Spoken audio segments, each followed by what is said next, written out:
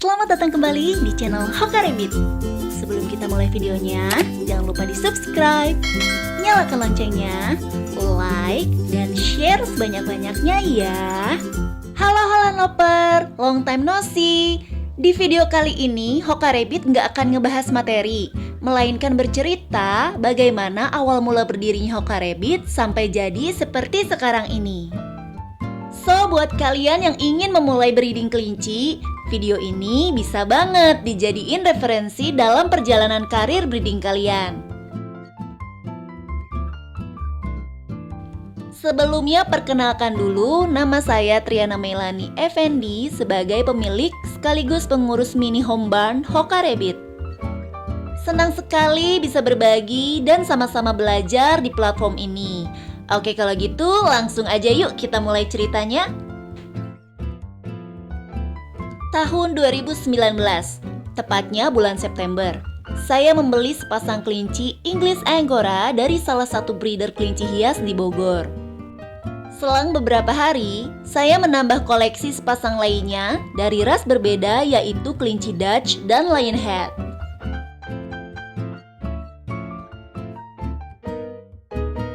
Ketika itu, saya belum mengenal Holland Lop sama sekali. Sampai akhirnya, pada awal November 2019, saya mulai mengenal ras Holland Lop dan membeli sepasang siapan berkualitas pet dari salah satu breeder terkenal di Bandung seharga Rp800.000.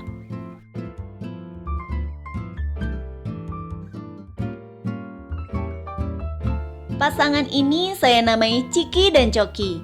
Jadi, total kelinci saya saat itu berjumlah 8 ekor, terdiri atas ras English Angora, Lionhead, Dutch, dan Holland Lop. Disclaimer dulu ya, di cerita ini saya akan fokus dan memberikan detail lebih untuk Holland Lop aja. 18 Januari 2020 merupakan tanggal yang paling bersejarah bagi hidup saya. Mengapa demikian? Karena telah lahir 3 ekor bayi Holland Lop dalam keadaan normal dan sehat. Bayi-bayi gemas ini saya beri nama Ice Bear, Panda, dan Gris. Nama mereka terinspirasi dari sitkom animasi asal Amerika Serikat berjudul We Bare Bears. Mereka lahir dari ibu berwarna orange dan ayah berwarna frosty.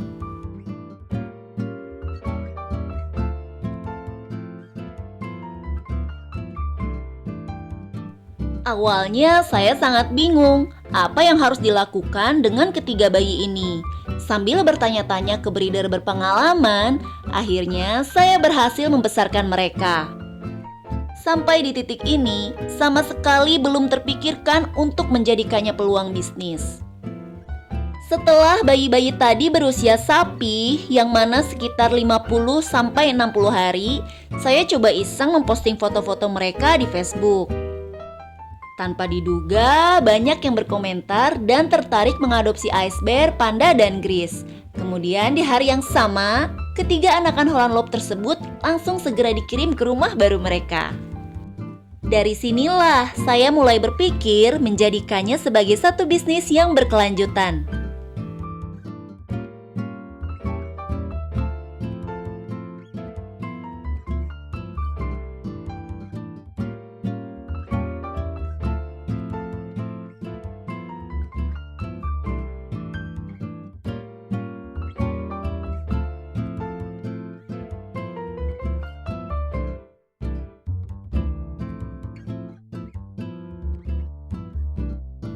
Di hari-hari berikutnya, lahir pula bayi English Angora dan Lionhead.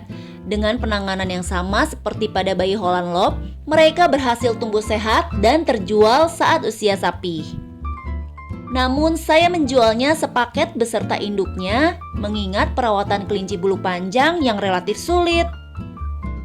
Dengan pertimbangan ini, akhirnya saya memutuskan fokus di satu jenis ras, yaitu Holland Lop. Lalu bagaimana dengan sepasang kelinci Dutch yang sudah ada sebelumnya?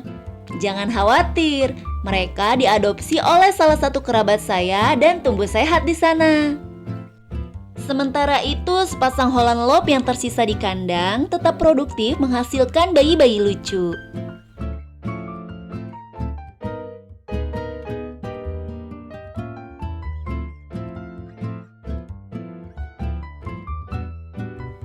Pada Juni 2020, saya membeli pejantan baru berwarna frosty dengan tujuan dapat memperbaiki kualitas pada generasi-generasi yang akan datang.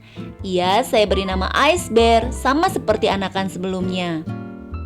Di bulan ini juga, tepatnya tanggal 23 Juni 2020, saya membuat akun Instagram khusus kelinci yang diberi nama Hoka Rabbit itu sendiri. Hoka merupakan akronim dari kata orang kaya dengan maksud menjadikan kelas middle up sebagai segmentasi utama dari produk dan jasa yang saya tawarkan. Sementara Rabbit berarti kelinci dalam bahasa Indonesia yang ditujukan sebagai identitas dagang.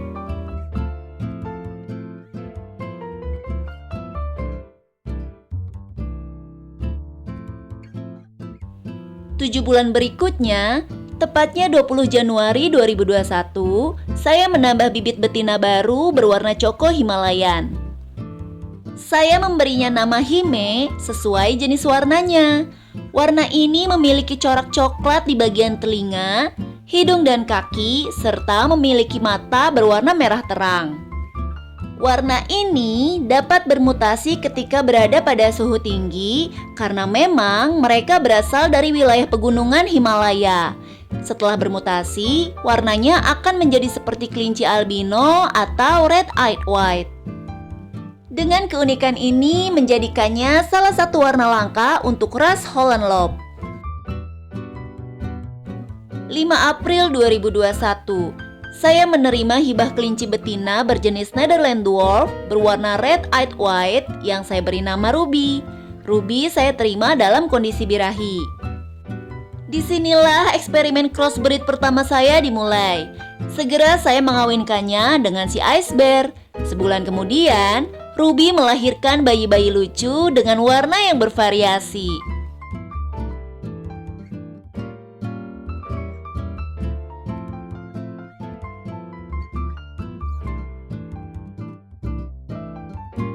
Empat bulan kemudian, tepatnya 3 Agustus 2021, saya menambah bibit betina Holland Lob lagi dan lagi berwarna frosty dengan dasar pertimbangan peminat warna ini sangat dominan di kalangan pencinta kelinci. Saya membelinya saat usia sapi, jadi nggak bisa langsung dikawinkan. Ia sangat cantik, sehingga saya beri nama Alice. Ya, tentunya terinspirasi dari nama Ratu Inggris. Pada 23 Desember 2021, barulah Alice melahirkan anak-anak pertamanya di usia 6 bulan.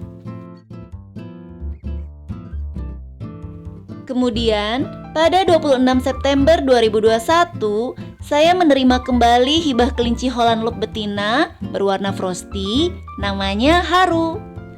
Usianya sudah hampir 3 tahun kala itu. Saya menerimanya dalam kondisi yang sangat tidak terawat. Bisa kalian lihat sendiri ya di video ini. Setelah beberapa hari mendapat perawatan intensif, saya mencoba mengawinkannya untuk menguji apakah kelinci berusia lanjut masih bisa berproduksi. Hasilnya ya masih, tapi cukup dramatis sih. Karena sebulan kemudian Haru melahirkan total 3 bayi. 1 normal, 1 pinat, dan 1 sungsang sehingga tidak berhasil diselamatkan. Lalu bagaimana dengan bayi pinat? Tentu aja akan berakhir dalam beberapa hari ke depan. Jadi yang berhasil survive sampai besar hanya 1 bayi bernama Shiro.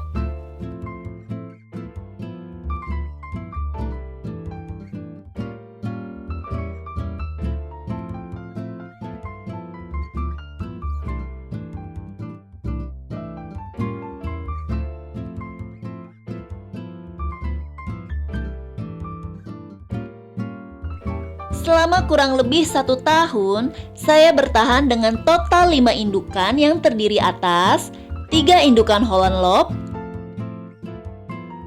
1 indukan Netherland Dwarf, 1 indukan jantan Holland Lob. Kalian pasti berpikir saya memiliki banyak kelinci kan? Nyatanya enggak sama sekali ya Holland Loper. Saya hanya memaksimalkan produksi dengan kelinci-kelinci yang ada. Analoginya seperti ini. Kalau dari 1 indukan aja bisa menghasilkan paling tidak 1 ekor bayi, maka saya punya 4 ekor bayi dalam 1 bulan.